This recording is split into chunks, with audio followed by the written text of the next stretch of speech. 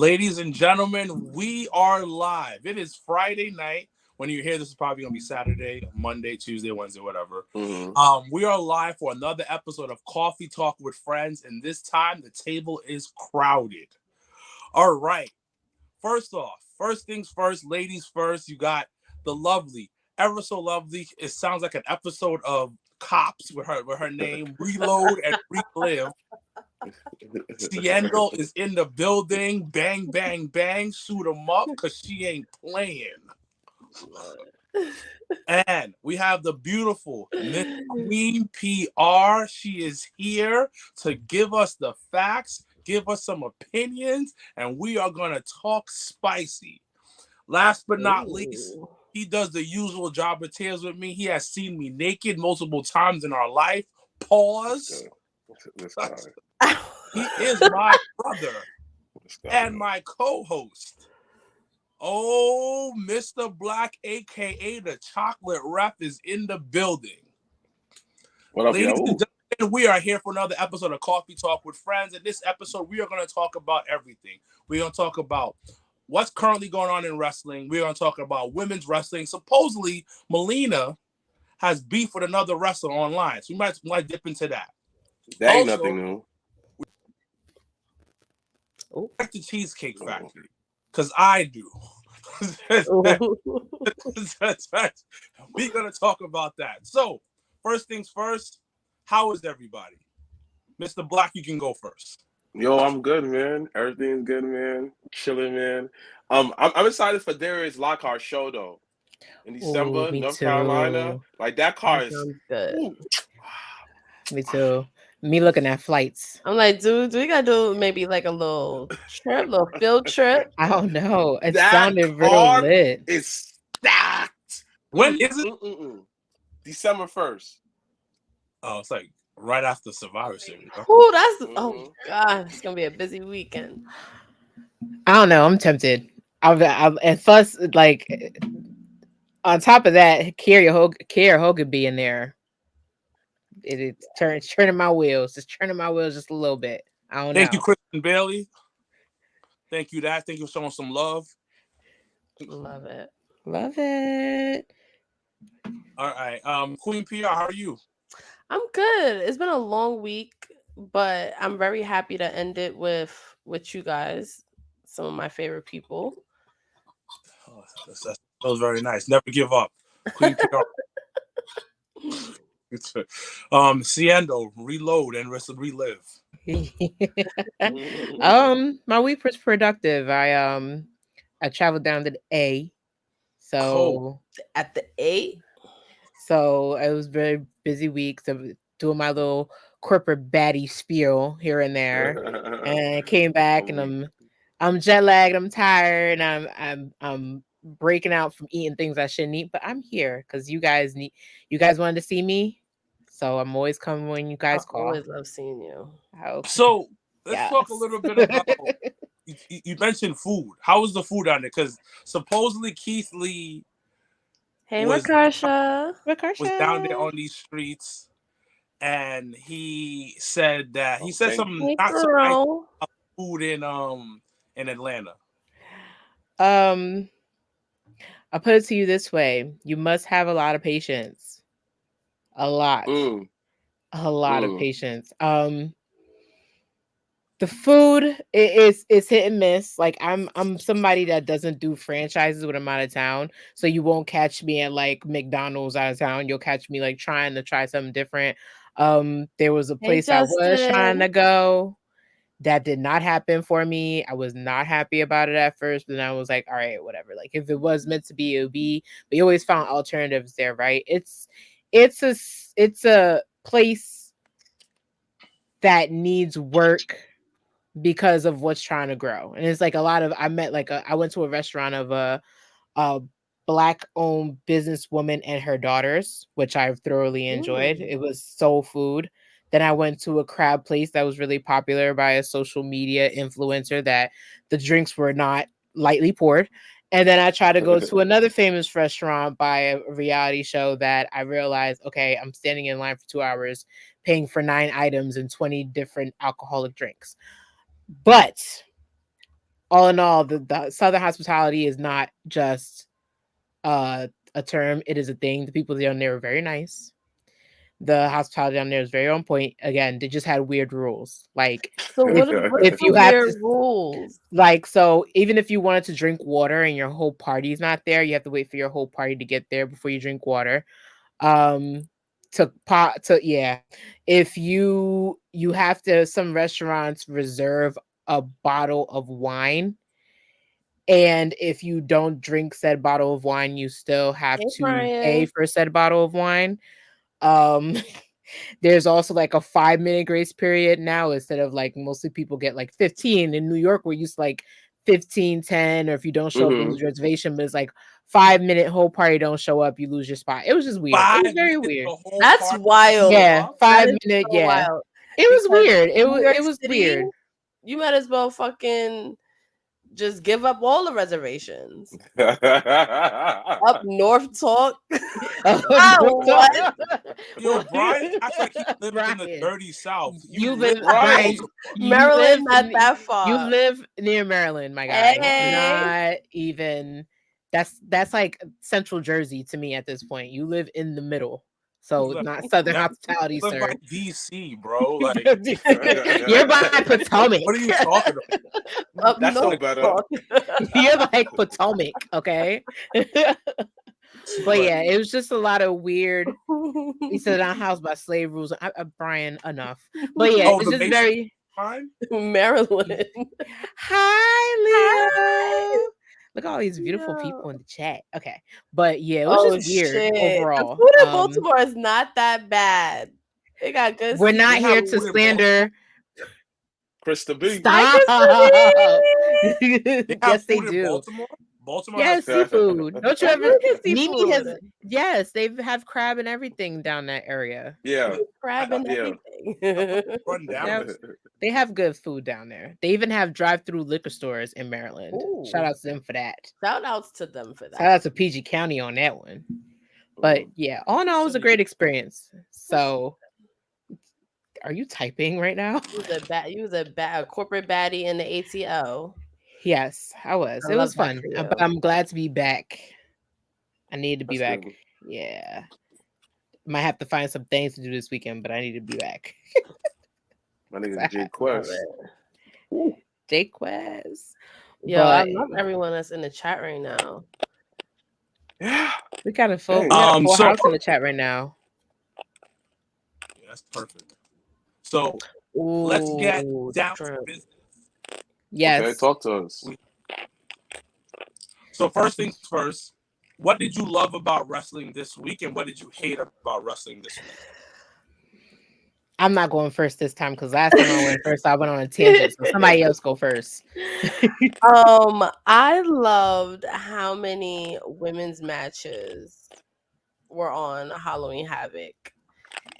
I loved Jade Cargill making her, grand. I don't even know what you want to call it now, but I don't understand how I love her 100 times more now, seeing her on WWE TV than I ever even imagined elsewhere. But as soon as I seen her, I was like, oh my god, I'm like in love with this woman.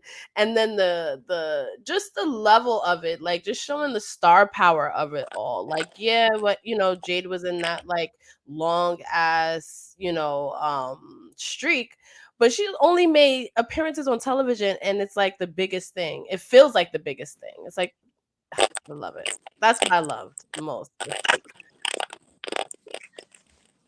Okay. Seindole. Well, I thoroughly enjoyed the fact that Impact is returning back to TNA because I feel like I'm the person who manifested it the most. I was so excited to hear that news. I very much enjoyed Bound for Glory. Very true. Not just Mickey and Trinity, but the whole card overall was very good to me. Thoroughly enjoyed seeing Will Ospreay go up against his animal spirit, That was a really good match. That was really like to me. That was a very good match. That I was feel like bad for one of the any match matches of the that night. followed it, to be honest, because we watched it together and we were like, "How did this not main event?" Because this is like right edge of your seat type of shit. Mm-hmm. So I that could was curse really here, right? Yeah. Can we curse here? Come on. Yeah. It was fucking amazing. Okay. Like anything you fucking see, anytime you see Will Ospreay, first of all, everybody knows how I feel about that man. Yes. Everybody knows how I feel about that man. Second of all, it was just like it's just a good card. Like it reminded me of okay, we're getting a little bit of TNA back. Impact's been hard hitting no matter what, so I never would doubt their card ever. It's always a good wrestling show for like for the most part, right? But then you have, of course, like I have to agree with Pete, NXT having like 5 women's matches, and they all 8. Like all of them 8. So. Very much excited for the breakouts tournament. Everybody knows that I'm team Kalani Jordan up in his household. Yeah. No offense to Low Device. Yeah. I'm team everybody black. Okay. But but I like this storyline continuation. I love everything that NXT's been doing. They've been continuing their momentum from that big night. Hey, fam. Down. And I even put out like a little cocky tweet. I was like, "Oh, look how much in numbers they did, 785,000, because nobody watches women's wrestling or nobody cares." But all in all, I'm glad it proved people wrong. I can't wait for round 2. It's gonna be it was good. It was really good. I wish Mickie James and Trinity's match was longer. That's the only thing. Like it felt like very much like that. Yeah, and shout out to huge shout out to Jordan Grace for taking home the win. Yeah, man. I mean, she kicked her own husband out the ring, but good for her. This is do what you gotta do, sis. You'll be all right. You can handle that when you get home. But I'm not gonna lie. Go ahead, my bad. Like, no, I said, no, I was happy for her. I was very, very happy for her. And she was like, listen, I'm not wasting no time. Trinity, I want no smoke. So I'm excited to see what's gonna happen with that. I feel like I've been a fan of TNA forever. And them coming back and everything like that, like you said, I feel like TNA represents what the world really looks like. Because they have multiple black champions. They try different things. They bring back familiar faces. Like TNA brought back Ken Shamrock. And he was not there for 1 or 2 twice. He was the first champion. Yo, he came back again. He came tag team champion. Bobby Lashley had 3 titles. Yo, come on, B. Bobby Lashley was the walking Armageddon. Like it represents like TNA reminds me of every time I watch it, it's always reflecting what's going on in time. Like they had the first ever world women's champion, and the people that she went against, the short time she was, the match made sense. Like it was very entertaining. Like to me, TNA is that best kept secret. It's that album. Yeah. It's that artist that it's deep cuts. Yes, it's just like very few people know about it, but the few who know about it go like. Yeah, it's funny. We just did a TNA appreciation stream that Seindole spearheaded, and then now look. Yeah. Hey, Steph. Because a lot of people live for it's not even just like a nostalgia hole on TNA. It's just in my mind, I feel like what TNA was for a lot of people who weren't a fan of the other brand back then is what Tony's trying to do now.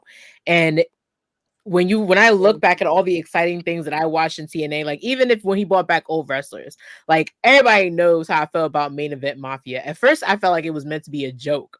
But then it was like, holy shit, like they really running shit. Like they literally put the gold on Booker T. Also just fire. And they gave him a fake African accent, but hell, he was champ. Like it worked. Sometimes you need a good fake accent in wrestling.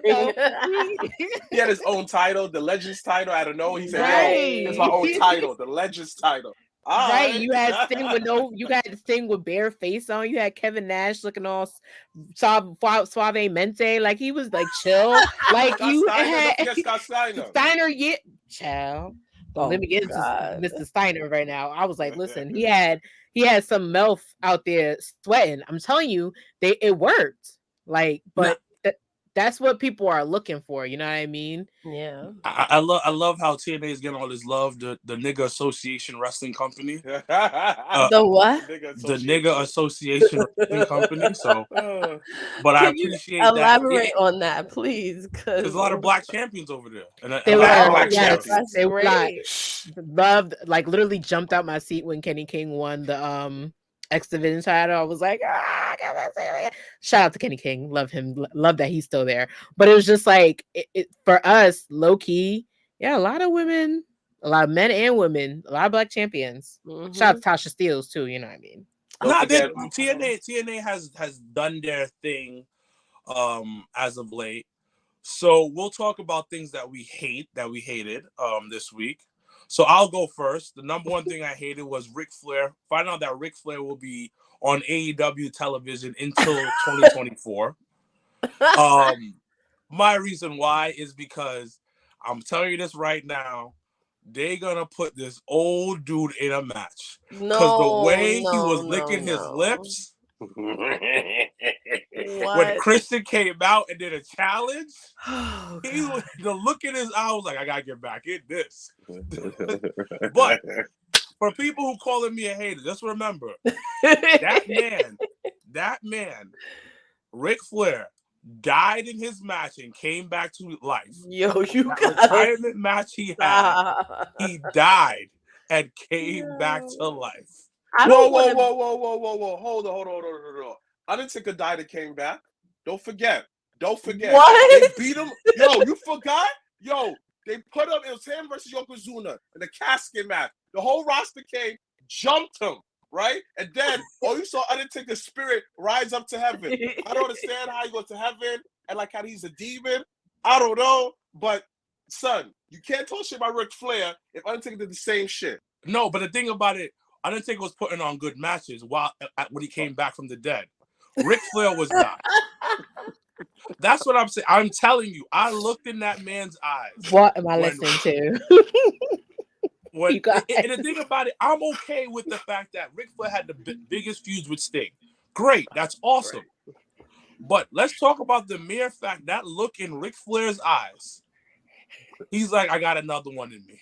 No, he looked like he had. Sting barely has one left in him, let alone fucking Sting. No, listen to me very closely. Undertaker, love seeing him Tuesday. I was hoping to God he did not fall on Braun Breaker after giving him that chokeslam, because the way he was huffing and puffing the struggle to say 2 fucking sentence lines, I was like, if you fall on this live stage program on that boy.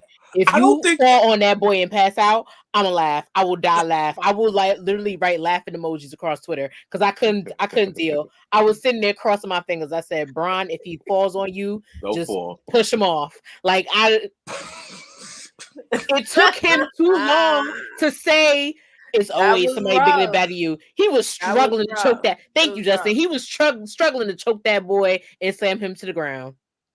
Listen, he was struggling. These wrestlers love that pop, love the moment. They are addicted to it, but they don't even know when. You got to stop them. And even that, they're gonna be like, no, I got one more left in me. Like, they need to be like Billy Corgan. They need to be like Billy Corgan. When Billy be telling these wrestlers be asking Billy to come to NWA, he'd be like, nah, bro, no, we're good. So, no, thank you. Does anybody know about the boxer Tyson Fury? Yes. Yeah. So he released a statement recently, and it goes to what we're talking about, how they had asked him about WWE. Remember, he was supposed to have like a whole. He was supposed to do something with Drew McIntyre. I think it was Drew McIntyre. He was supposed to do something with him. Oh, okay. But it ended up not happening. So they kind of asked him about it, and he said, like, listen, wrestling is too hard. Wow. He said, I can't do wrestling. What they put their bodies through, I can't do that. He said, I can dodge some punches for a couple of rounds, and I could do that. But I can't do wrestling. It is way too hard. And you'll hear celebrities talk about it, like Bad Bunny spoke about it, Logan Paul spoke about it, how taxing wrestling is. So to go back to Ric Flair's old ass, they need to create a company like OAW, Old Ass Wrestling, and let Ric Flair and Steve go there to have fun. Yo. Nah, because they be having this look in their eyes like I got one more. And I'm telling you, Ric Flair was licking his lips when Christian came out. Because Christian was like, let's do a match type of thing. And the look on Ric Flair's face was like, yo, I'm about to get busy real quick. You think Tony Khan is gonna let Ric Flair wrestle a match? Yes. Yeah, you're right. We talk about TNA. We talk about TNA, and it just flashes me back to like the Ric Flair and Jay Lethal fucking promo where he's like, he's like, I'm gonna cut you off right now. He was like, Willie's dealing, I could kiss anyone, even that fat one right there, and make him cry. And starts tossing his shoe and doing an imaginary like elbow and starts thrusting. I can't. Like, I will, like, Ric Flair, Tony, something else. you will never see me at a pay-per-view ever again if you ever book that. Don't ever hear the Geriatric Wrestling Alliance. God, no. I can't. So, outside of Ric Flair, what did you guys did not like? Mr. Black, you can go first. I don't know. I like everything in wrestling, B. You know, what did you dislike? I mean, what could I not like about wrestling, B? You know, my champion's black, Alex motherfucking Kane. So, you feel me? Like, Bobby Lashley got his little crew. Cedric Alexander is killing it on SmackDown. Nothing to hate. That's it. I mean, unless the fans, but they're a bunch of haters, B. So, that ain't nothing. I can't stand, I can't stand these niggas, B. Because sometimes you look at these comments looking like, yo, did you think this through, dogs? Yo, I know, guys. I ain't shit sometimes. I put on some like catfish, captions like, hey, Mr. Black, but you ain't listen to it looking like, nah, it's kind of self-explanatory. I gotta be getting like, yo, are you dumb? Like, so you know what? That's what I hate. Dumbass fans and who listen to reply, not to understand. He's talking about the comment section on the Jobbertears Instagram. Oh yeah, God. Well, I can only imagine some of the shit y'all get, because I have strong opinions on y'all show. So people probably be in the comments like, the comments be lit. I'll text them. I was like, I love when they argue in the comments. That's amazing. I love it. What's the wildest response y'all had to something y'all said? Yo, you know what? I can't say. I'm gonna text you. It's the wildest one. You know what? Most of them, if it gets too crazy, I'll erase it because you're going too far. It's gotten to that point where you had to. Yeah, because they'd be like. So some of them be like, "You're a fucking moron. How could you put this on? How could you put this out here?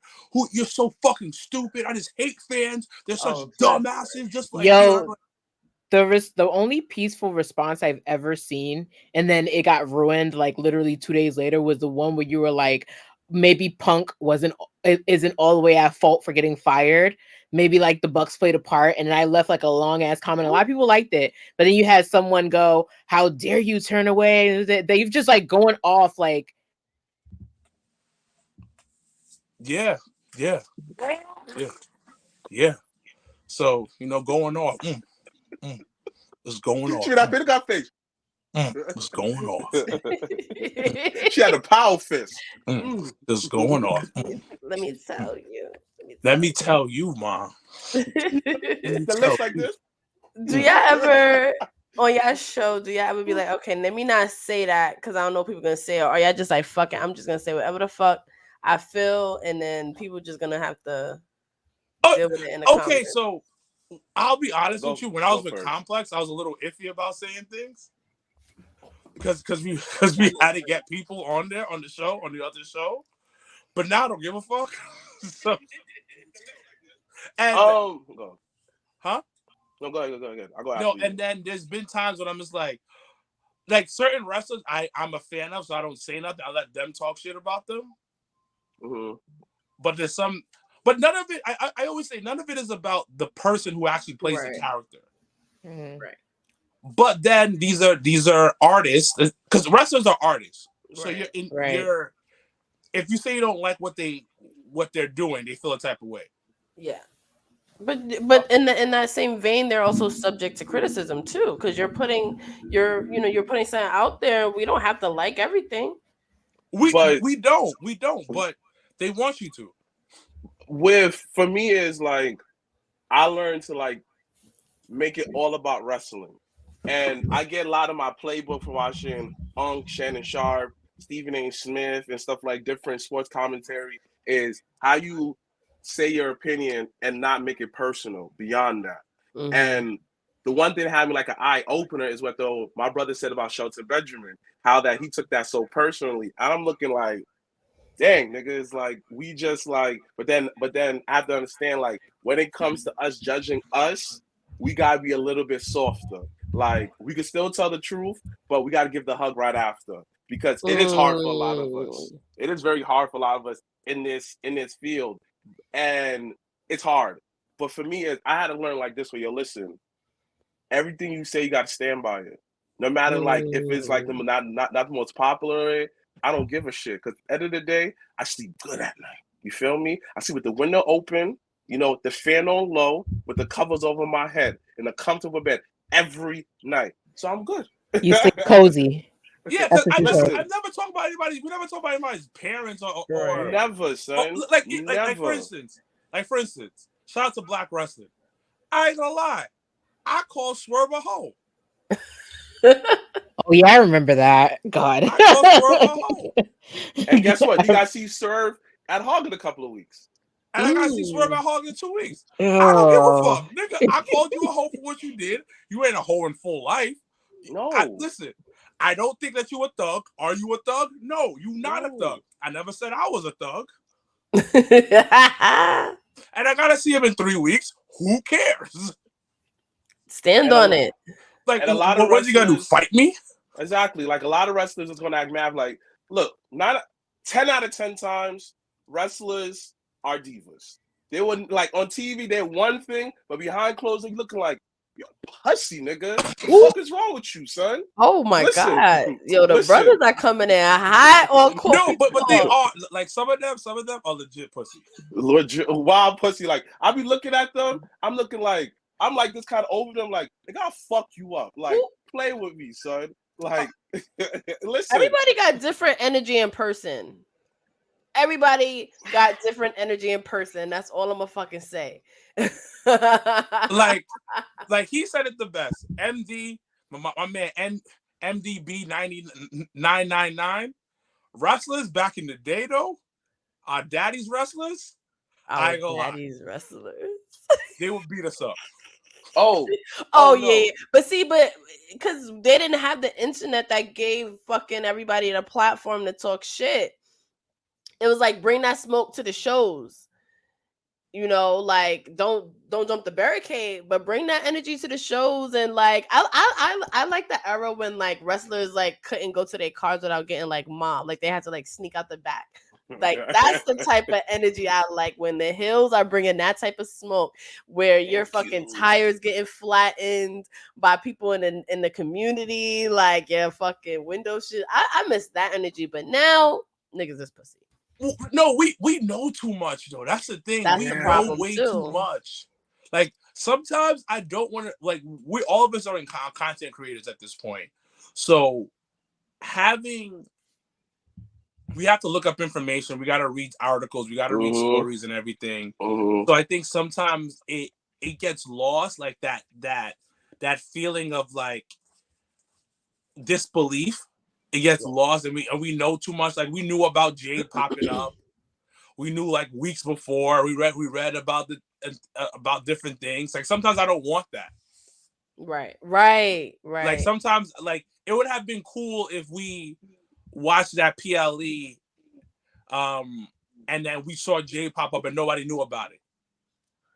Right. Like I kind of wish they didn't say that she was coming and like she just popped up. Same. Like sometimes I appreciate when Tony Khan does the thank you, does those pop-ups and we don't know if this person's gonna go there or not. Mm-hmm.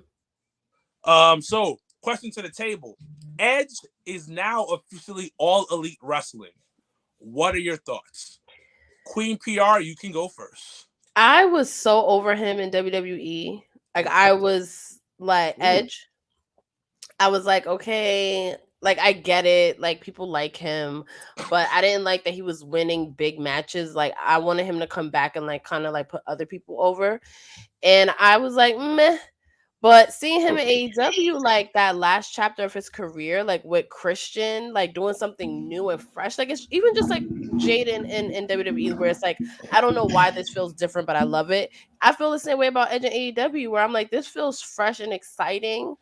I don't know if it's like equaled up to that yet, but it felt good. Like I like him in AEW. Let him have some fun and then retire. Miss Seindole. Seindole.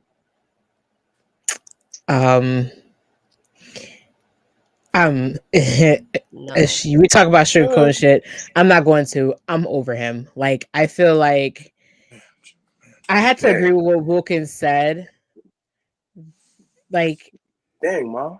He was really built machine wise by WWE. I feel like so much that now that he's trying to be Adam, like we get it. We get it that you're trying to go back to your roots and just wrestle. But like my nigga, you have like a full legacy behind you that I felt like was even if in his return was cut in the weirdest way possible. Like you were just on TV, my nigga, and then all of a sudden, because they try to put you in a certain contract, you're like, no, I'm gonna go wrestle somewhere else. And you're trying to bring back that level of nostalgia. And I'm just like, it doesn't work here. It only works in the place that you were in before. But like, I mean, he's having fun. That's all that matters. But I was saying for months that I'm like, listen, he can go to AEW all he wants. It's just gonna be hard for people to transition Edge to Adam Copeland. And that's how I feel about that. Adam Copeland. Mr. Black, what are your thoughts? Honestly, I got a question after I want to say after that too. And honestly, I just feel like it proves that who was better all along. It proves who was better all along. Because I'll give you an example.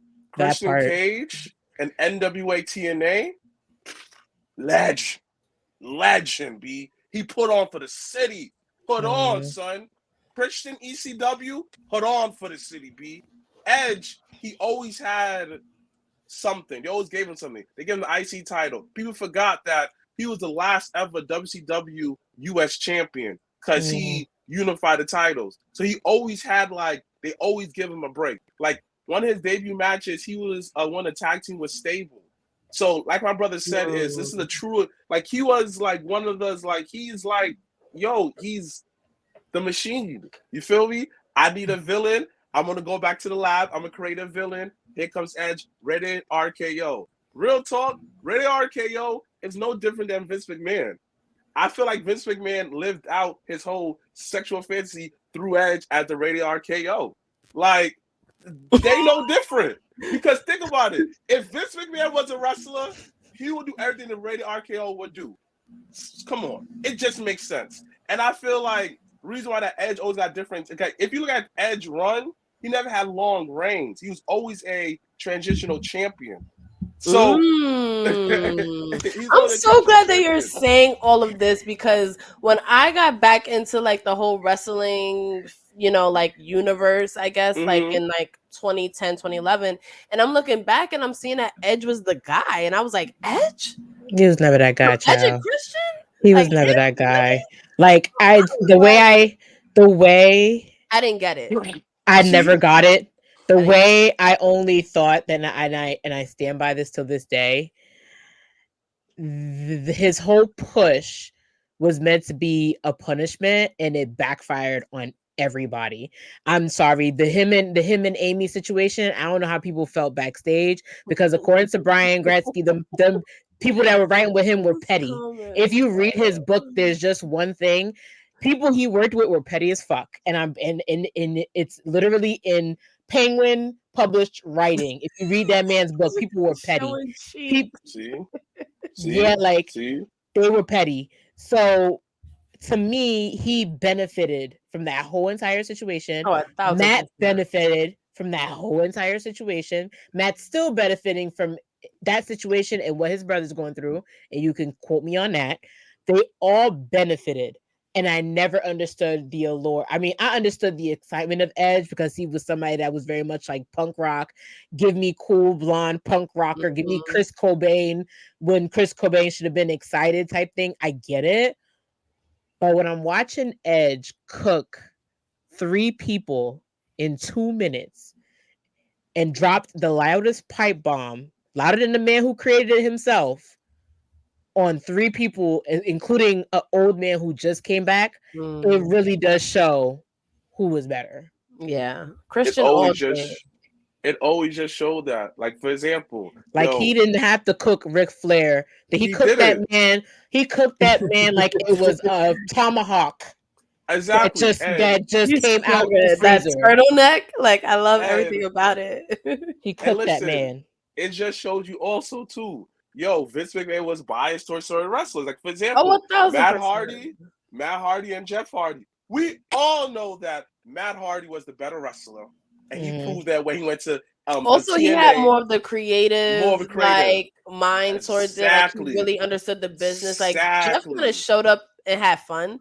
But, like, Matt was the one that was like, yo, like, what should we be doing? Like, their story before WWE is so interesting. Like, they ran a kids, like, wrestling promotion. Like, Matt Hardy was making business deals and fucking booking shows, but, like, in their backyard. Like, but Jeff's the cool one. So, and it's like, even with Matt, like, I follow his wife, and I didn't realize that a lot of the promos and stuff that they do for AEW, Matt shoots them in his own house. Like, the stuff, the haunted house with Private Party and all that around Halloween with AEW, that was shot in their house. The promo with Jeff and Matt shot in their house. His wife came up with, like, the song for the final battle between Matt Hardy and Bray Wyatt. I never knew that.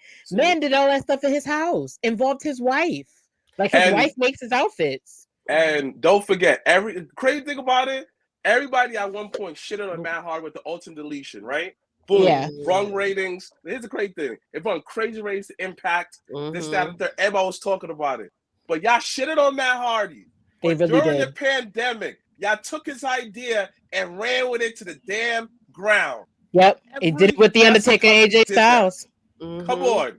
Niggas shitted on Matt Hardy. But now look, Jeff Hardy. We talk bad about Jeff Hardy. Fuck you. This, that, and third. My nigga, that nigga did so bad at main event in TNA. He pulled a CM Punk. Come on. No wonder why him and CM Punk wasn't that good feud. They are this, yo. They are the same coin. Heads and tails. CM Punk and one Jeff showed Hardy. Up just more cooked. One showed up on actual materials. The other one showed up on pure emotion. They always self-sabotage themselves somehow. Yep. Always. Jeff Hardy self-sabotage himself by doing something dumb. And what does CM Punk does? Yell at everybody. Not all the CM Punk slander. So let's go back to Edge. The same thing. Let's go back to Edge for a second. I think I kind of dogpiled on Edge real quick. One thing about Edge, this is who Edge is. So first of all, from what I read, and Gangrel said it as well, is that Edge was always supposed to be the guy in the group. That was always supposed. He was supposed to be the one. Now, number 2, Edge is a company man. You know, certain people that works for the company that you work for, they just do well working for a company. Right. Certain people work well on their own because they're just. It's just like. They just entrepreneurs at heart. They're more creative, whatever. Edge is creative, but I also feel Edge is one of those people that needs a machine. Right. He's a machine guy, and he knows how to work with the machine, and the machine knows how to work with him. Right. It's just that what happened in WWE was the machine ran out of gas when it came to pushing him. So he goes to AEW. that's just the reality of the situation. He's very talented, but I don't think he's one of those guys that is an indie guy like that, because it's like, I've been away from the streets my whole. I've never been in the streets my entire life, and I decided to go be in the streets. Yeah, like that's not you, dogs. I agree. Like Swerve but being a thug, that makes that's sense. not Swerve.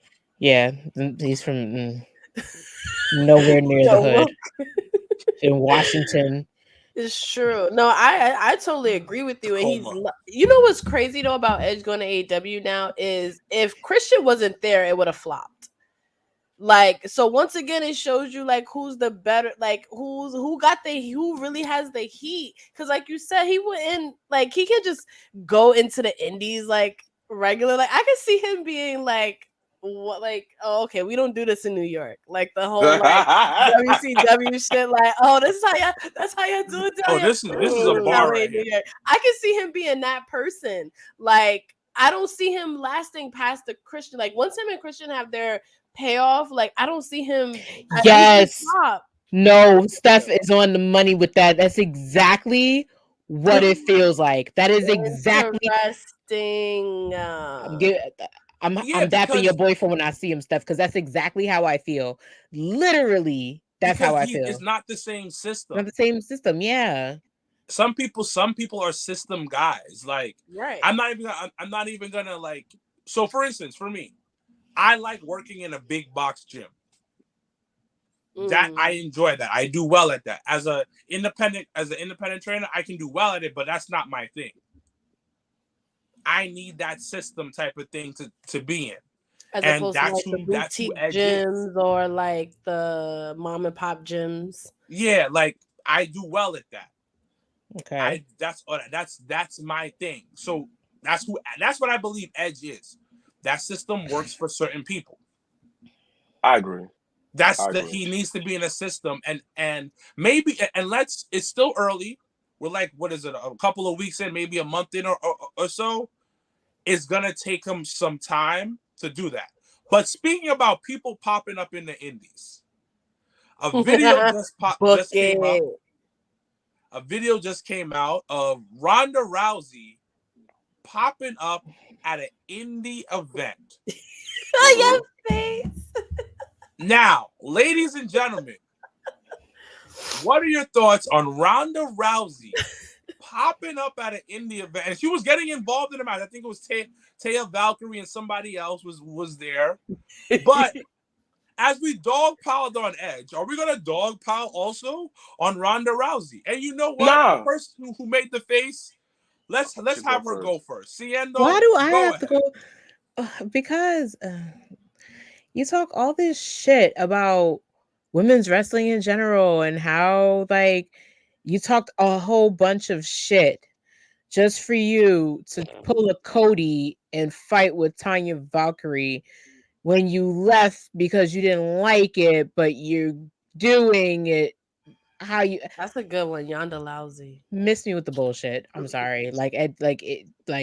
You can't go, oh, this food is horrible, it smells, and then continue to like eat the same food somewhere else. We're gonna remember.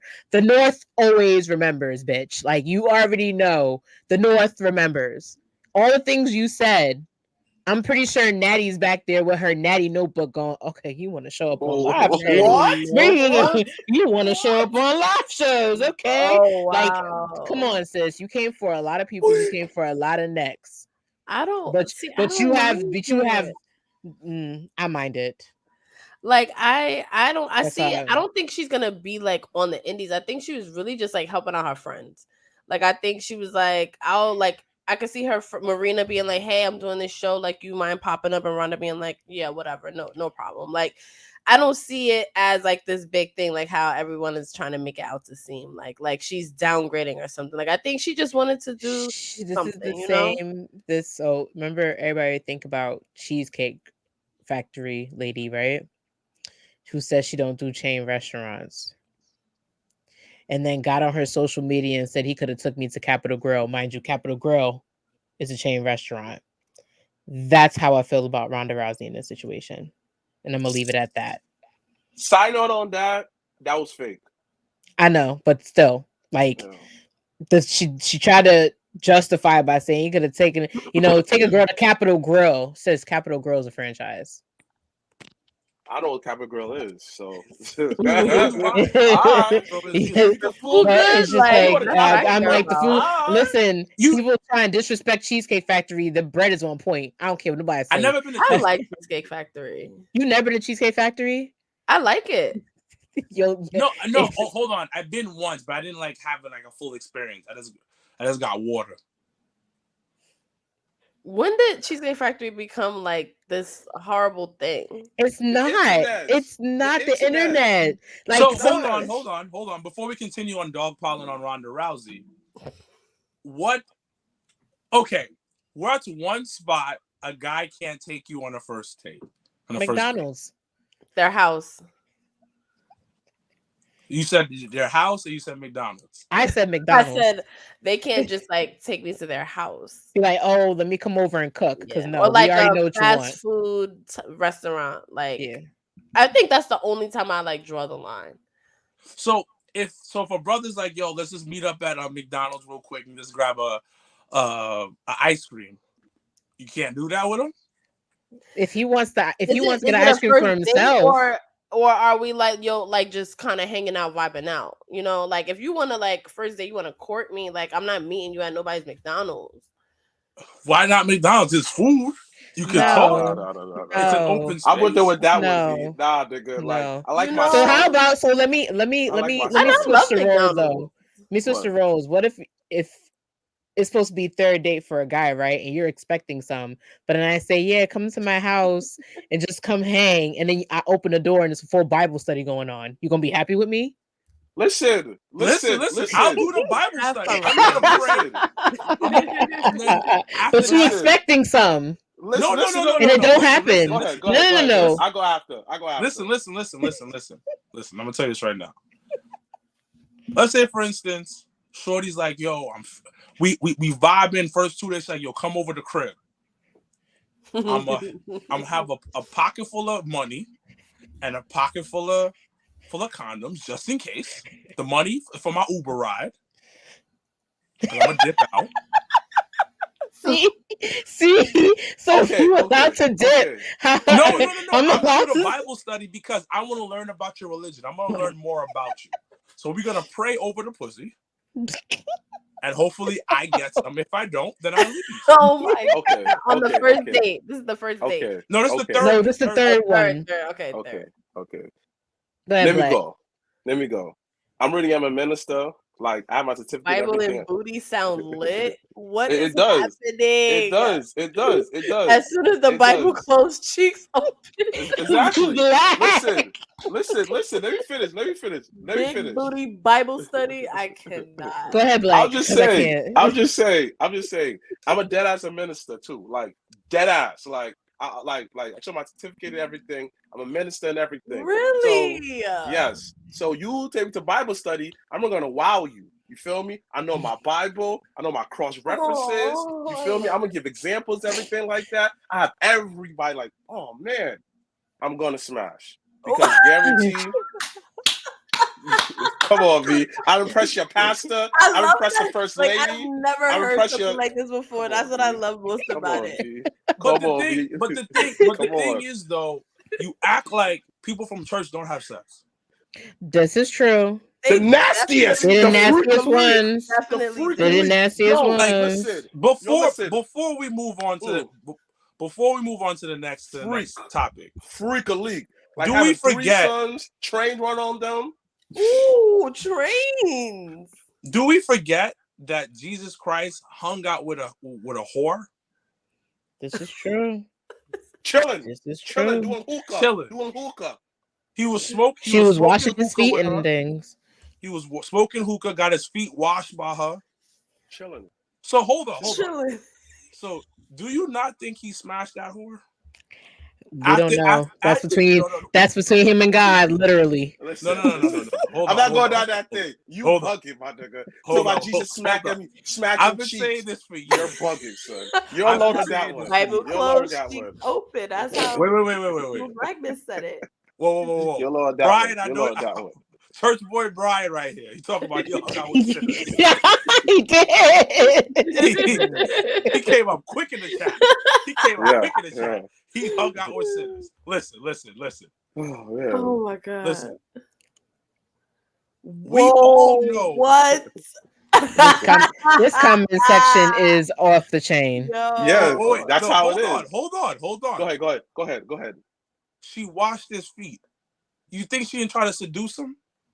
Of course. I mean, you're not washing a nigga's feet without trying to do anything else. Like, you're not touching toes without doing that, nothing else. So you say that she sucked your toes, that nigga? She probably did. Absolutely. Listen. It's between him and God, literally. That's all I'm gonna say about that. That's why he started crying and said, "I can't do this anymore." Remember when he said that in the Bible? When he questioned God, he was like, "Yo, hey, I can't do this anymore. I'm a normal man." Remember that? You know the Bible. Didn't he say that, Yardley? Mr. Black? Which part, scholar? Since you know everything. Go ahead. I can't deal. But hold on. Thank you. No. Sin. No. They're leaving parts out the Bible. This is a story. They're gonna leave parts out, but make them look good. Whoa. You see, typical black man. Bring out another black man. You see, man, he was the best of us. Why you trying to bring him down to slander? Justin, what? Wait. Listen. So listen. No. You see, Stephanie Hardy. Listen. Stephanie Hardy said, "This is getting odd." Listen, you gotta stop. Oh no! I'm not done. Oh my gosh! There's one part I gotta let out because there was a part where he was questioning God of the situation. There is a part of the Bible that he did question God about why his presence. You're right. It's in the New Testament. So I okay. It's starting to flood back to me what you're talking about. You're right. Not sure if he was talking about clapping anything but a tambourine, but there is a part in the Bible where that's happening. So I agree. That is after him and Mary smashed, and he was like, "Yo, look what I did." It's after they meet, Wilkins. I can't. So we're gonna move on. No, we are. I'm just gonna say this in defense of my King Jesus. Maybe Jesus had a thought. That's it. He said, "Ooh, she looking good, her cheeks. God forgive me." It could have just been that. Yo, Smooth is wild. He has a point though. Listen, if you watch Jesus Christ Superstar, they kind of play on that. So I can get where that ideology comes from. But we need to move on because Lord, I gotta go to church on Sunday, and I don't want God looking at me like you. Now you want to walk in my house and talking all that smack? Y'all go ahead. Listen. Forgive us, my Lord. We are in His kingdom. And I want to tell you, there is a testament about Mary Magdalene. Just putting that out there. There's a lost testament about him. That's a different conversation. We'll talk about that later. Yes. As we continue to move on. You did this. You did this.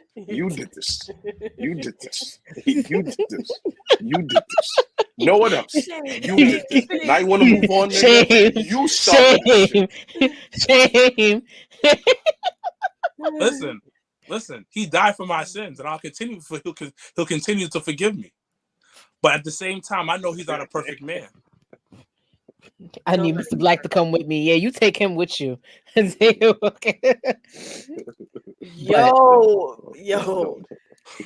What else did I hate? Did I hate anything in wrestling this week? Oh God. I hate that NXT want to act like they don't got no cameras backstage. Won't tell me who attacked Trick Williams. Because listen, I wasn't allowed to whoop that trick this week, and I'm a little devastated about that. Because every time, who do you think did it? Wesley. Me too. Wesley. I think they've been wanting to turn Wesley heel for a while. They tried the first time, it didn't really respond very well because then they gave him a North American Championship and people started liking him.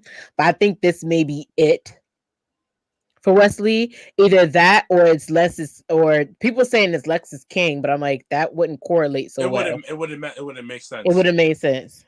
What if it's Velveteen Dream? Turned on Wesley. It better not be. That's You know when I what's would have to interesting? stop watching. There's 2 backstage storylines going on in 2 different companies. There is. Yeah, AEW and thing. Yeah, it's such a classic move in wrestling. A backstage beatdown with somebody with a mask on. Yep. You never. And now we're trying to figure out who's behind them. But they did that with the girls before, though, because Blair Davenport was attacking all of them before we found out it was Blair Davenport. They were running that before AEW was running that, so it wouldn't technically be them running at the same time. It would just be one company doing it after one company has done it.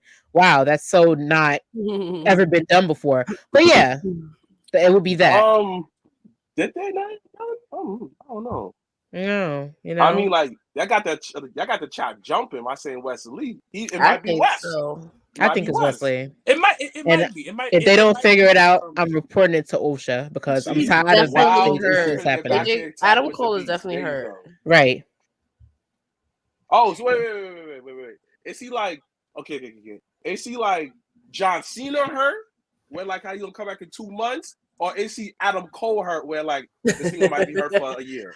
I say John Cena hurt, I think. But I think he's legit hurt. We were there when he got he's hurt. Yeah. Oh, okay. He's legit hurt. Like his ankle, like when because was it when he came out to defend? Yeah, because when we were there, he was limping out of the ring, and I'm like, we all, me, Brian, and Pat were like, did he hurt himself? And the way he looked like he was struggling to go backstage, I'm like, yeah, it looked like he hurt himself. Yeah, I mean, he may be milking it like the extent of the injury, but I could say he had surgery on both ankles, apparently.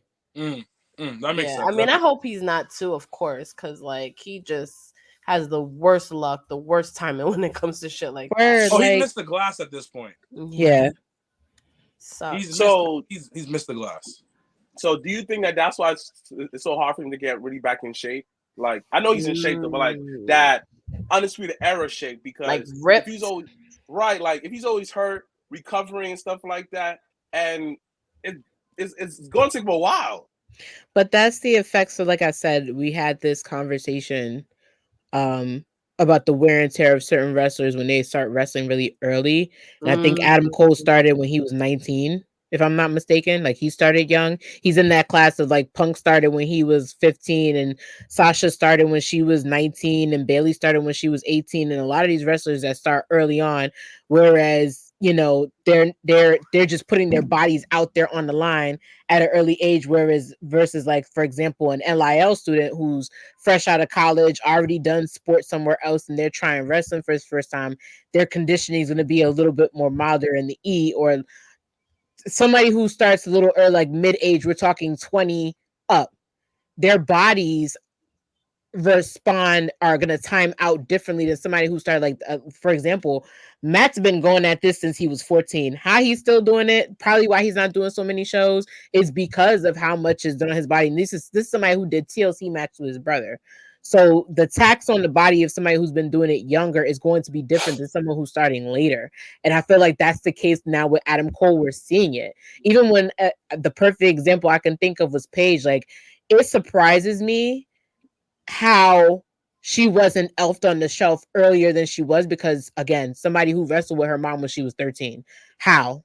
Like, your body is wear and tear differently when you start early versus when you're older. So with him, I just pray that he's okay, because like in my mind, he's still young. He's not that old either for him to be going through all these injuries back and forth.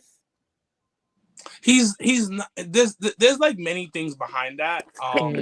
You mentioned one thing. You said that they've been doing the same thing since they were young. Like so the Young Bucks, same thing. So sometimes it's that wear and tear, but also most of them didn't work out when they were young either. Right. Like they're not. That's why I was saying, like, the NILs are not only being taught to wrestle, but they're like they have a full-blown gym where they're trying to be like, to eat, train, and be like a WWE superstar, which means there certain times they might be told they're going to strength train, and then the next day they're doing DDP yoga. Like, they do DDP yoga at the Performance Center. Like, versus the indies, like, who's doing yoga in their spare time? No, you're getting on the road, you're wrestling. Very real. you're going to the gym when you can, then you're going back on the road wrestling. You don't have a structure, is what I'm saying. But the thing is, so my thing is, I can't see that as an excuse because AEW schedule is not that crazy. Okay, I see. Okay, I could see that. So, and this is something going on to my next. Wait, hold on, get to the next point though. But like, I have to counteract it. It's just if you like they said, when you're doing such a young age, and I'll compare it to NBA athletes. When you've been doing AAU, all of that for so long, it's going to be wear and tear on your body, regardless if the schedule is light or not. Because literally now it's just like you get paid to work out now. You get paid to do whatever. Cool, lighter schedule, but it's just going to catch up to you. Regardless. No, but the thing is, though, is what I'm saying is that you make more money now, so invest in your body. Get the people around you that can help. Get the chefs around you that can help to do that. You're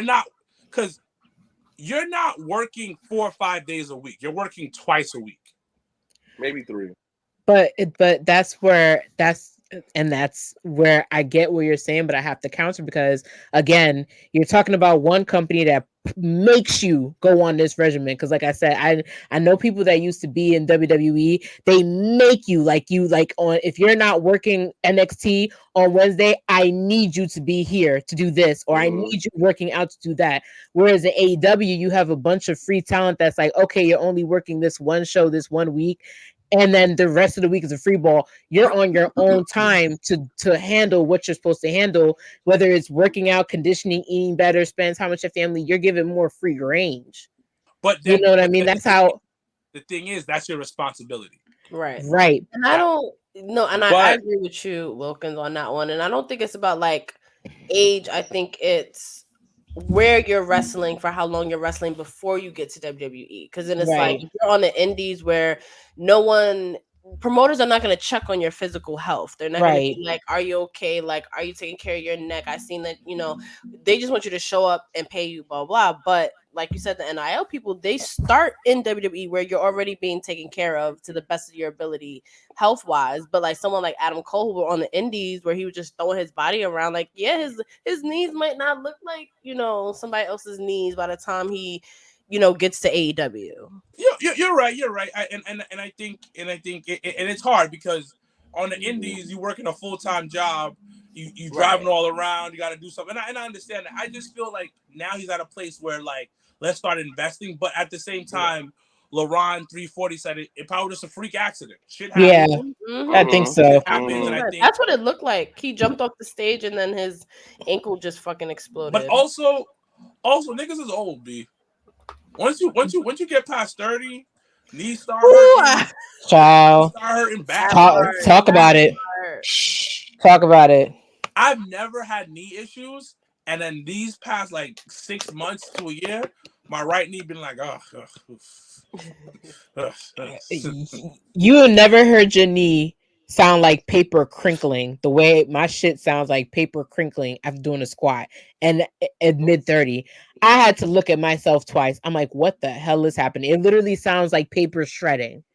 And then you get to the doctor and they're like, oh yeah, that's just your muscle overstretching. I'm like, wait, what? So yeah.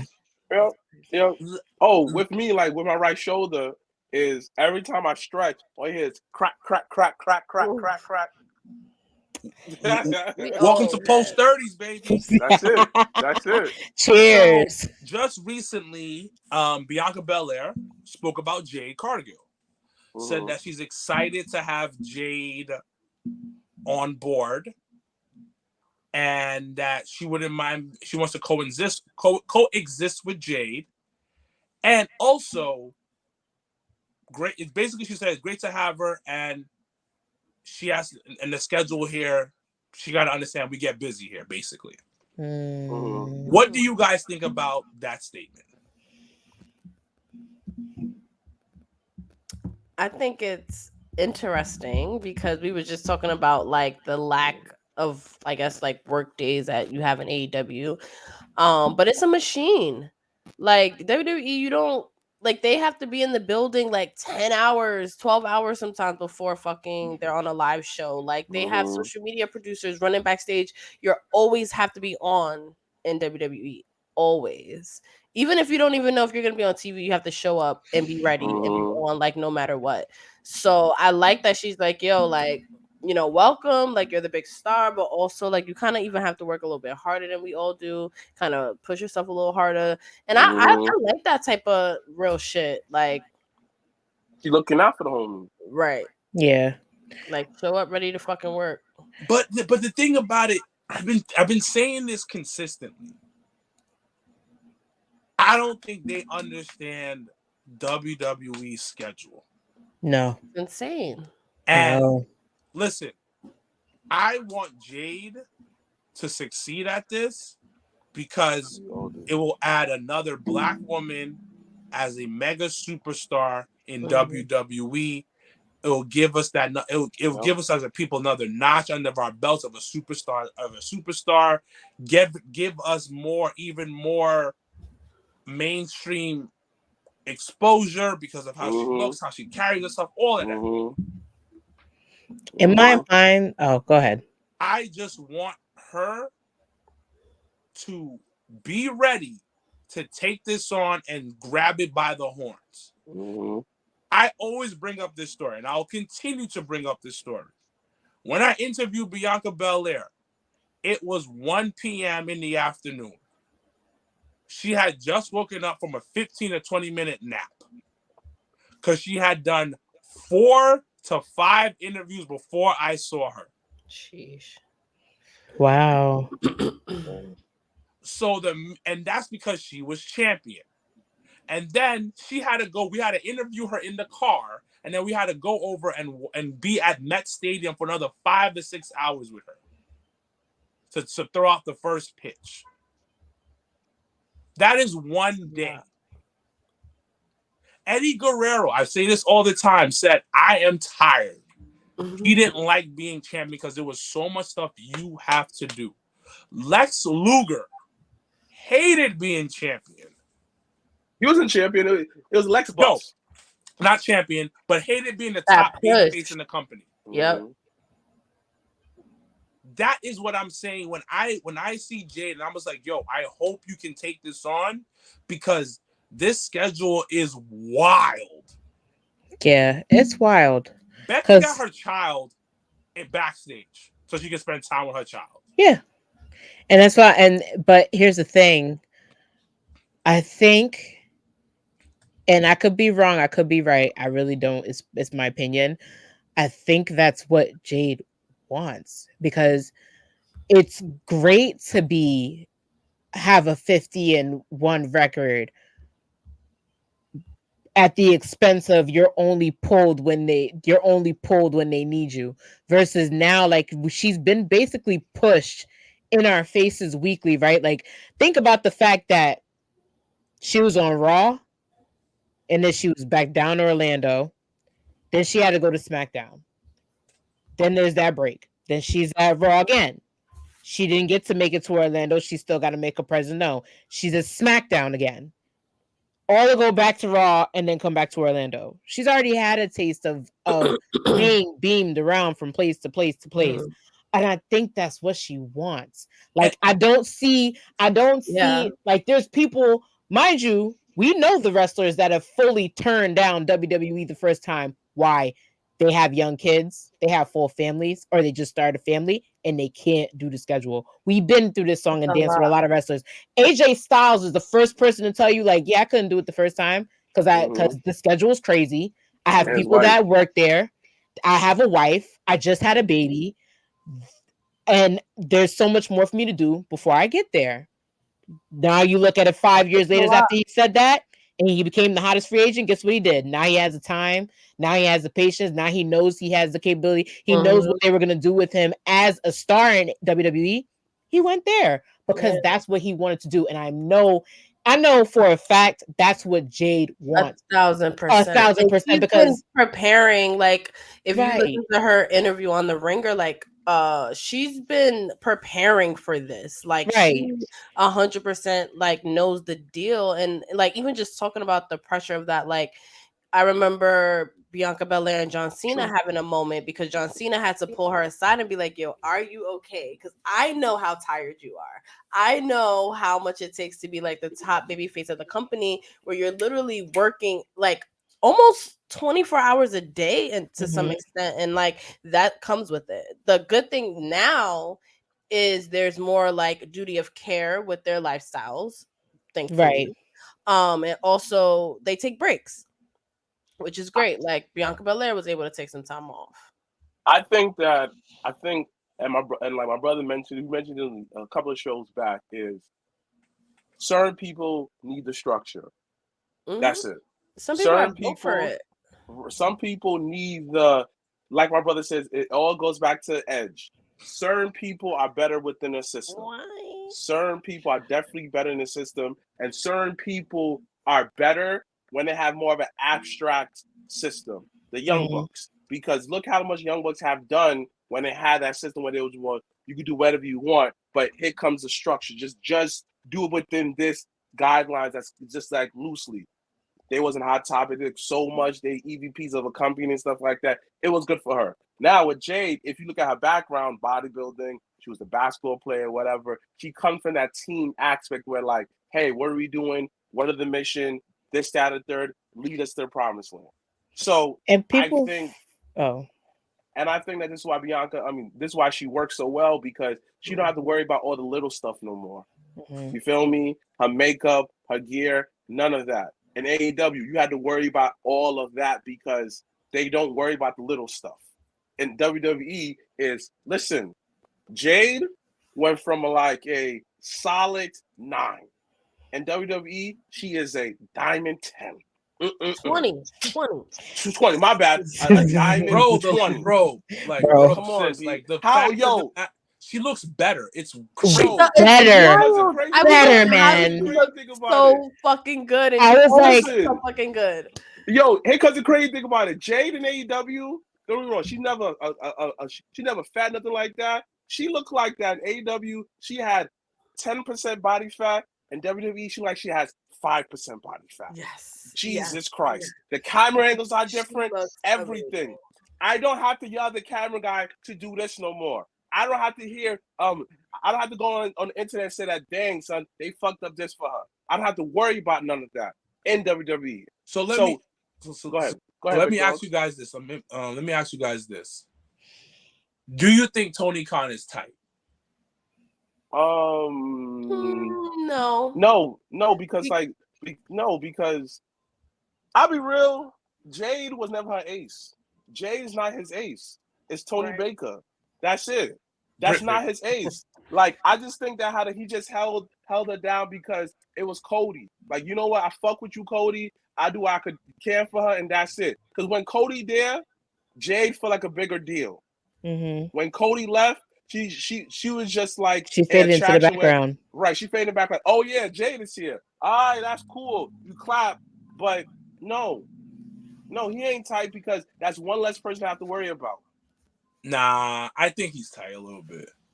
Okay, like, if he was so tight, then he would bring up another black girl then to replace her. I don't think it has anything to do with that. I just don't think he values women's wrestling, women's wrestlers. I don't think he sees the allure of it. Like you said, besides his favorites. So I don't think he's I think, it's like, oh damn, they got one of them, but I don't think he misses Jade. He might be tight that we got one of her stars, but I don't think he is gonna miss Jade at all. Like, I don't think he sees the allure of it. I think he sees more the allure in the men than in the women, which I said back in the day when one of my first podcast interviews that Vince McMahon doesn't see the allure in women either, but Triple H does, which is why you see the balance shift where he can put the balance. Where could he put the balance? In NXT. You have the 4 horsewomen: Charlotte, Bayley, Becky. Sasha. They're the 4 horsewomen because he sees Triple H looked at those 4 women specifically and what they had to bring to the table and saw the allure. And then it trickled down to everybody. He saw the allure in Paige. In he saw the allure in so many women. You have to see the allure in these women in order to book them the way that they're being booked. Right now, Sean sees the allure in everybody, which is why you see he can go on and go, oh, I booked 5 women matches today. All right. Well, the show must go on, and it still have the reign that it does because he knows the talent that he has. No matter like men or women, they see the allure, which is a lot of people were upset when Triple H said what he said, where he was like, everybody's having this rah rah about like women not being booked, but I don't see it that way, and it tightened a lot of people up because it's like, how can you not see women's wrestling? But then when you really watch the programming and watch how it's structured, Raw had 3 women's matches, NXT had 5, SmackDown has 2. We went up to that from having 1 5-minute match from women because they now starting to see, you're trying to see an allure. The only issue is balance.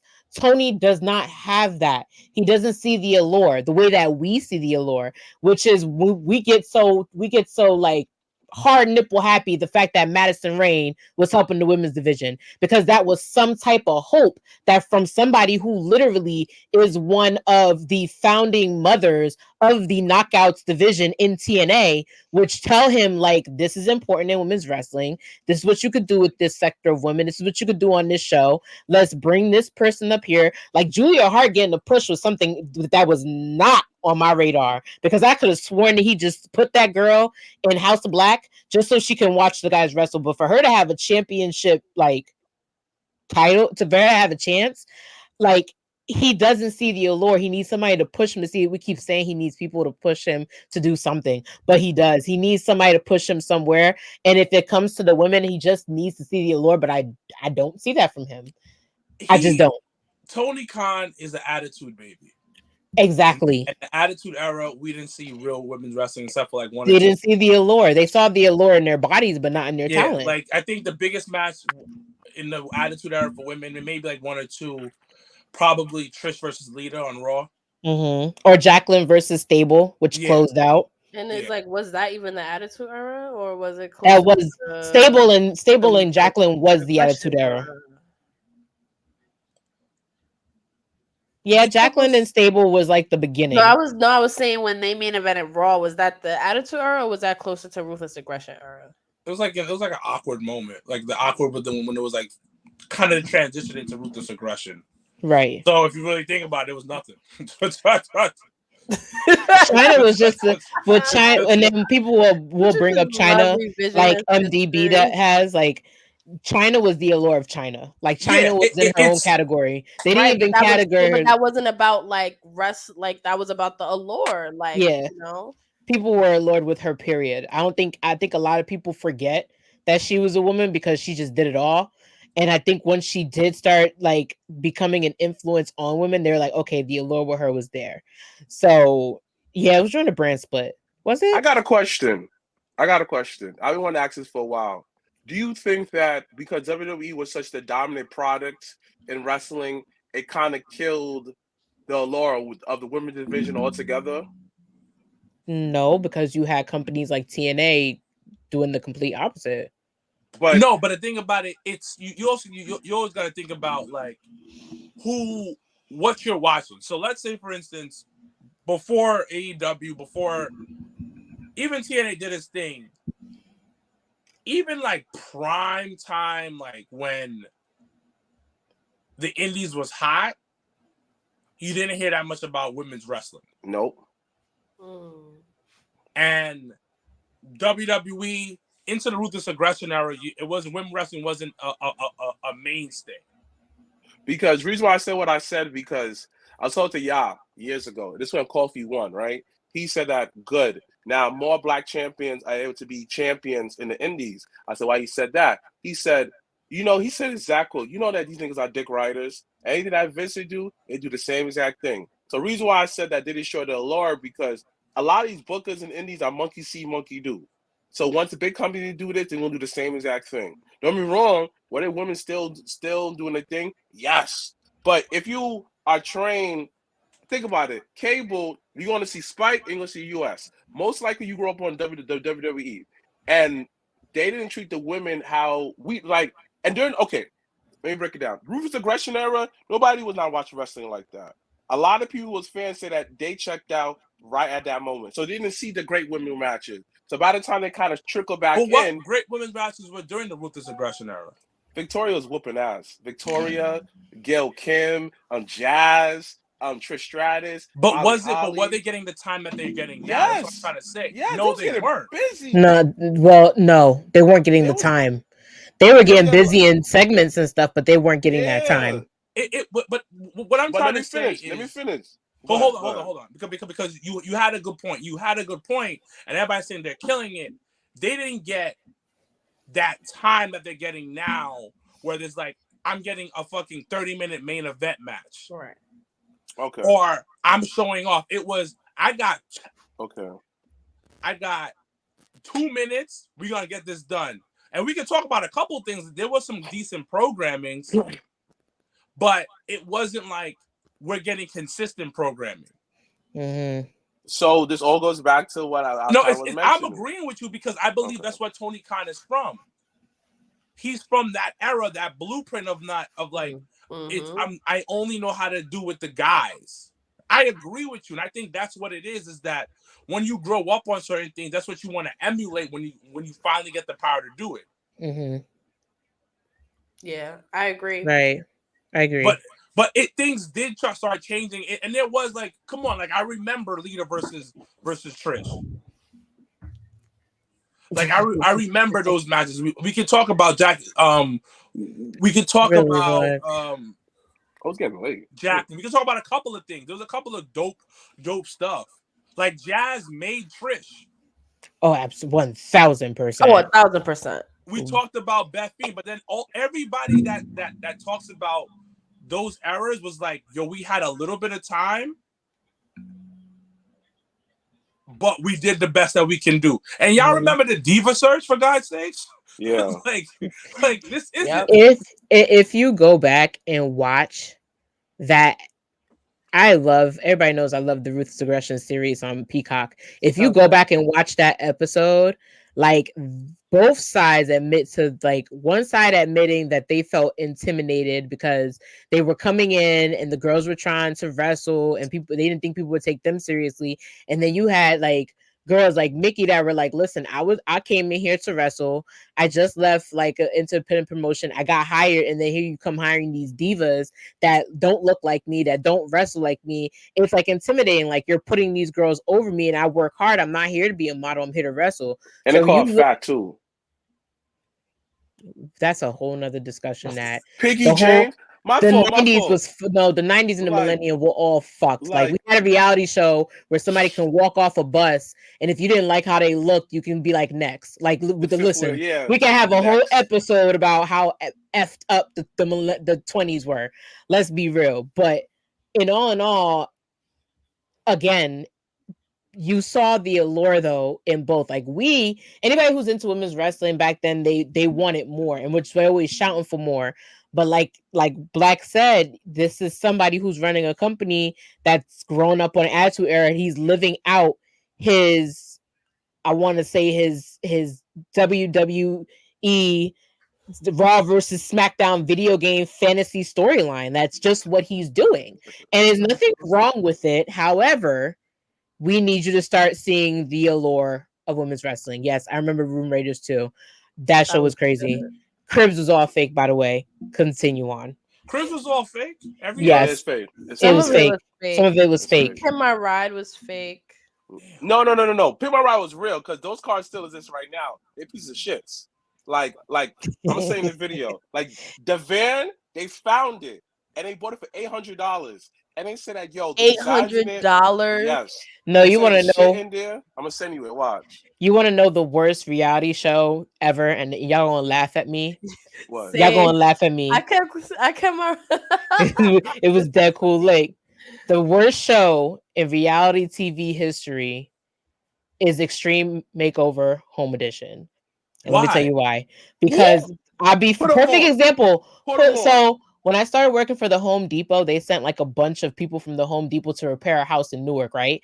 And it was the episode of the guy who had brought in like 5 different families to live with him, but the house was so small and like you had one family staying in one bedroom. So they got the whole team, got the production shut down, between, and anybody who's from Jersey know where Springfield Avenue and Clinton Avenue is in Newark. They shut down that whole block on 13th Street and rebuilt that house just for that house to not only go up in property value, but to tell that man that he owed all the new property tax on that house to the point where the man couldn't pay, to the point where that man could not pay that tax anymore. And now the house was sold to somebody completely different. I don't even think it's black owned anymore.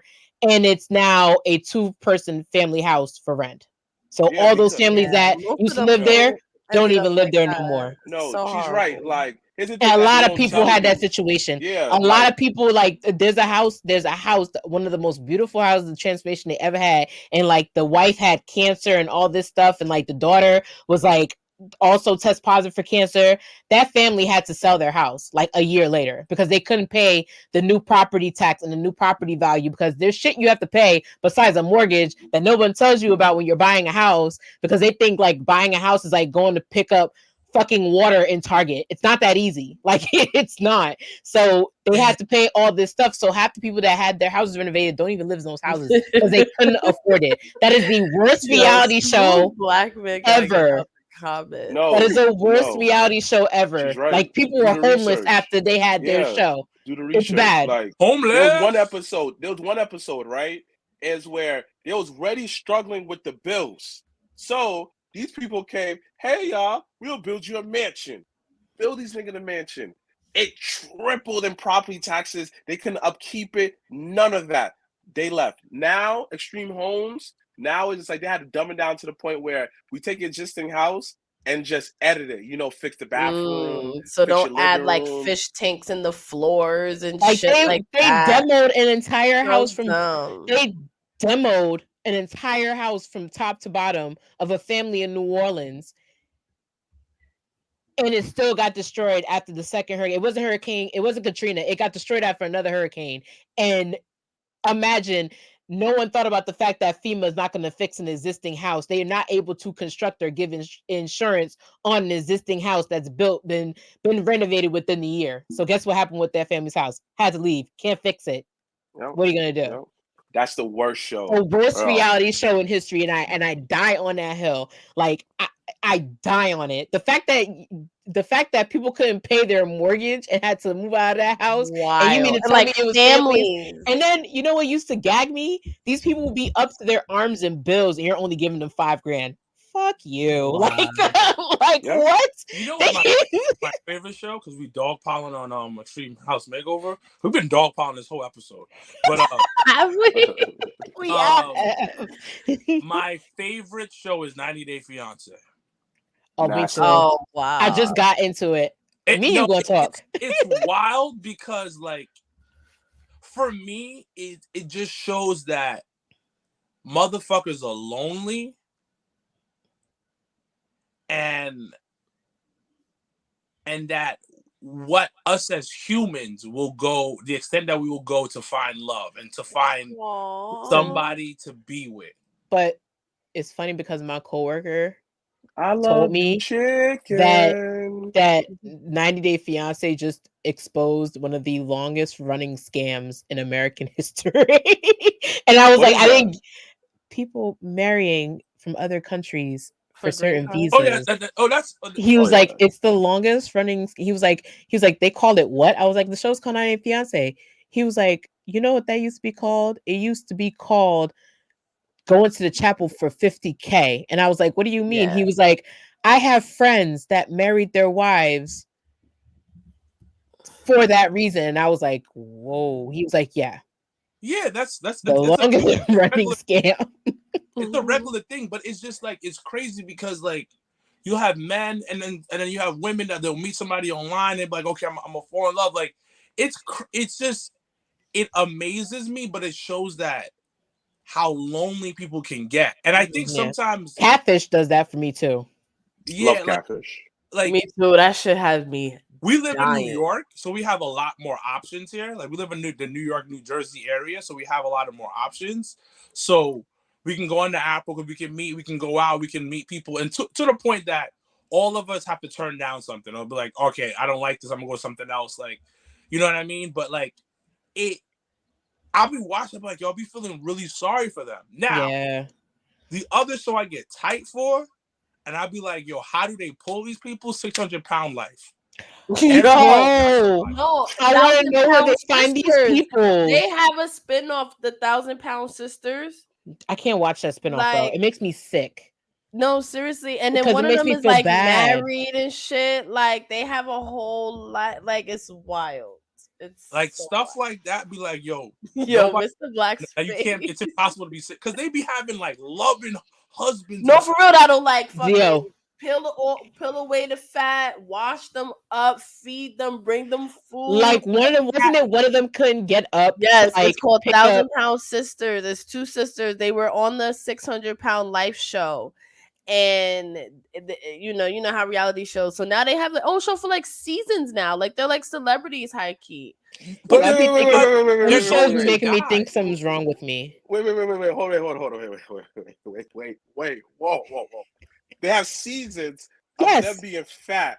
Yes. No. So it originated with them being like, okay, this is our life. We're like 600-pound sisters. Like this is our life. And then they got a spinoff called the 1,000-Pound Sisters because one of the sisters had gained an additional. One of them was still 600 pounds. But it was like the other one had gained more weight. Yeah, like they were like 200 pounds, and then one would gain 300 pounds, and then they added the relationship aspect to it. Because one was married, and then the other one was like had her husband who wasn't living with him, but he was still trying to get her back under the condition. It's a lot. It is a lot. Like they go to the doctor. One of them was getting like reamed by the doctor, and then still went out and ate had one of the biggest dinners. It's a wormhole. Yo, there was this one episode of 600-Pound Life. It was this black dude, right? So the black dude, the ice cream truck pulls up. He orders like 30 things. And the smile on the ice cream man, like, yo, it's paid. He keep me in business, yo. He came out, he pulled it out, gave him a bag of food. A bag. And he ate it all by himself. And I sat there and watched. I was like, this is disgusting. Like, I love to eat. But this is what we're talking about. That's gluttony. He was sinning. Yes. That was gluttony. That's gluttony. He needs to go. You know what it takes to get up to 600 fucking pounds? Like, that's insane. Listen. I understand that it's a disease. It's so many factors, mental, whatever. Yeah, but every time I watch it, the way this man, the ice cream man pulled up to his crib, like, yo, shit, like what up, my nigga? Yo, he probably loved him. I looked at the ice cream man, like, yo, you have no morals. You are like, what up, my nigga? You think he's good, my brother? His best customer? Yo, he has no morals. Proud to him. And the thing is, the guy was like, yeah, man. And about an hour later, I'm hungry. Yo, it's wild. Okay.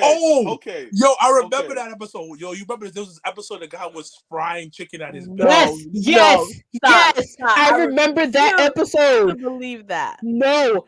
Patricia, that episode exists. That was the episode I was watching on the airplane on the way to Detroit. This nigga had a full-blown fryer in his room, and I was like, "Yo, I've never seen. I see people have coffee, like coffee machines and shit like that in the room. This man had a full-blown kitchen system. It gets no worse in than his that, room. Son had a fryer in his room. Yes. But when I saw that, I was like, I know his room smells. Oh God! Ole's fucking room smell. Patricia Pound people. Like what? How you have fried chicken in your room? Yo, that chicken.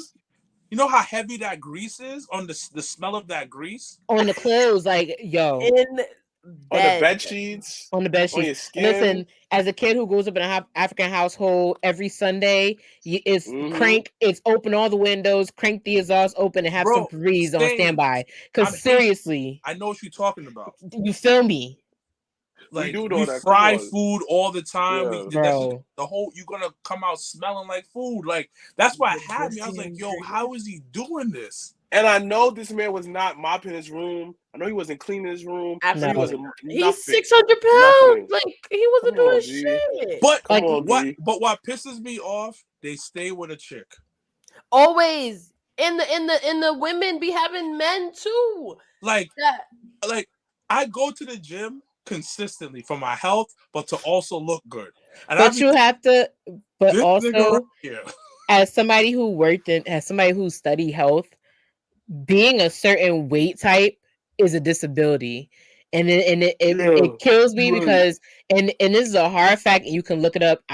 Hand on the Bible, it's fact, it's law. You can Google it. In certain states, being a certain weight requirement counts as a disability, and people collect funds off of that because those funds are meant to help you get off that disability. But some people don't give a fuck. In some states, don't do that much of a check.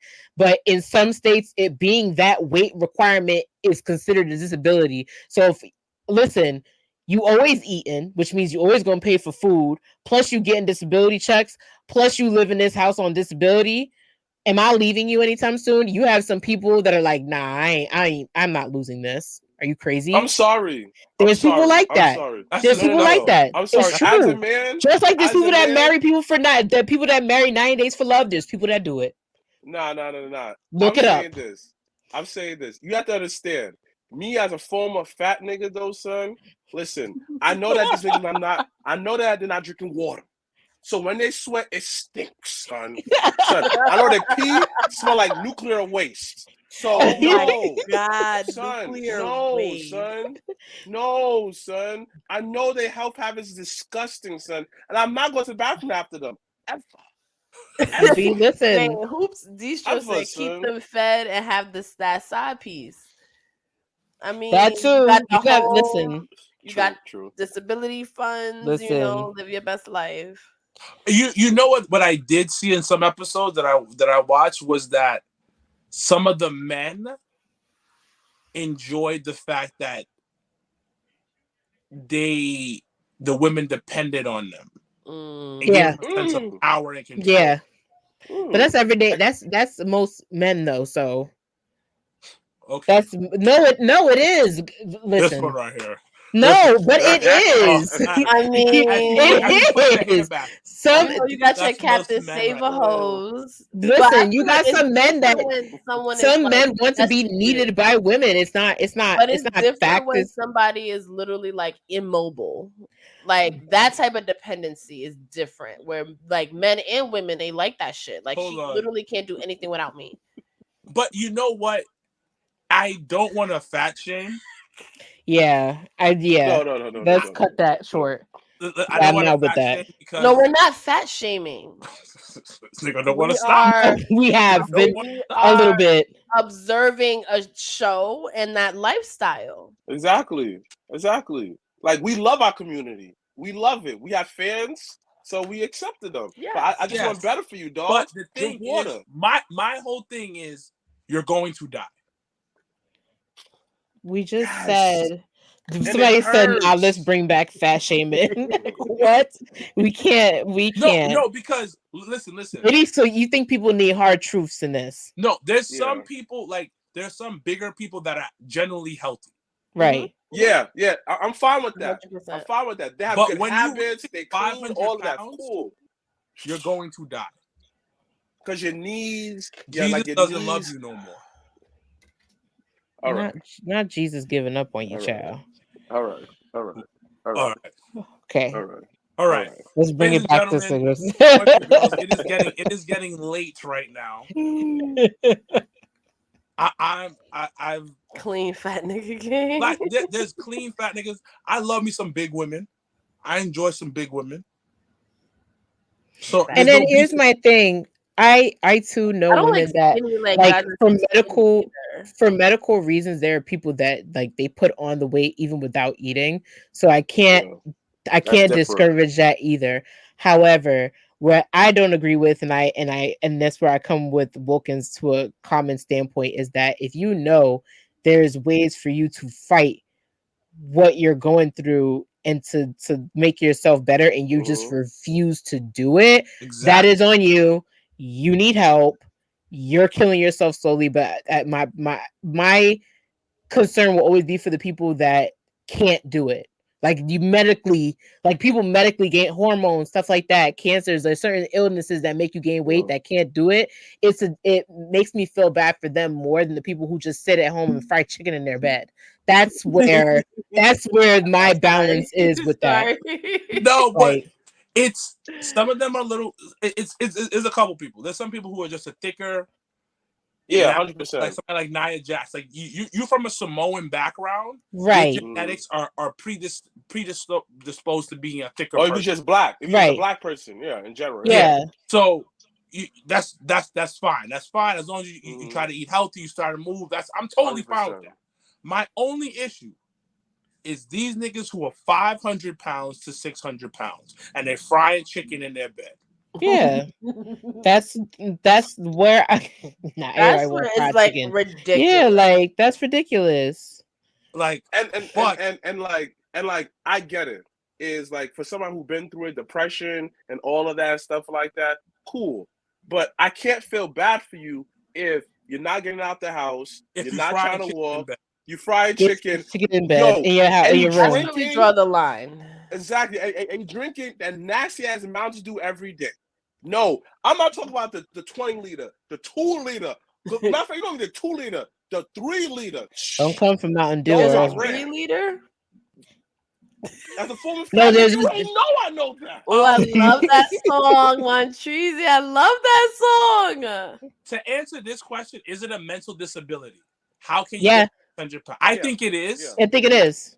Because some people find comfort within food. I think for some people 100%. That it is. I think it's also some people they're using it as an excuse.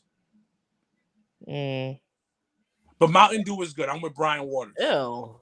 You don't like Mountain Dew? No. What? Don't let Brian hear you say that. Up there, I'm like, no.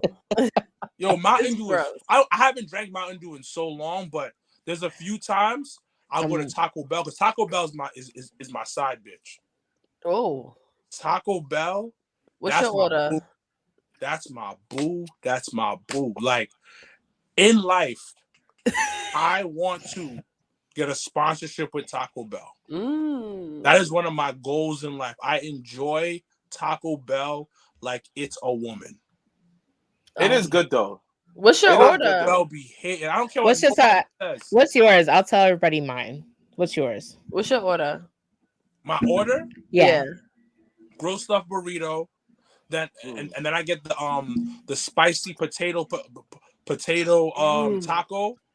And I get the pink Mountain Dew. No, my pink one is good. I ain't gonna front. Yeah, I get that. Cold red, my nigga. So mine on like a drunk tip is a chicken. Yeah, on a real drunk tip, I gotta have chicken chalupa.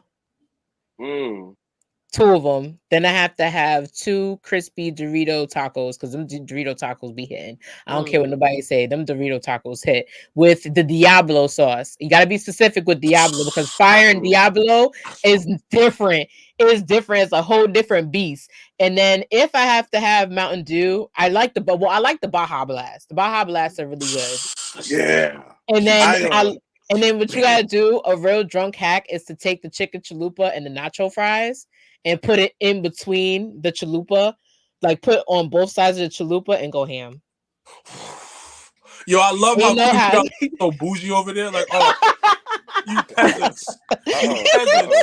I like Taco Bell. I haven't gotten that deep in the. You see how I like the chicken chalupa. Yes, give me that all day. Give me that all day. Yeah.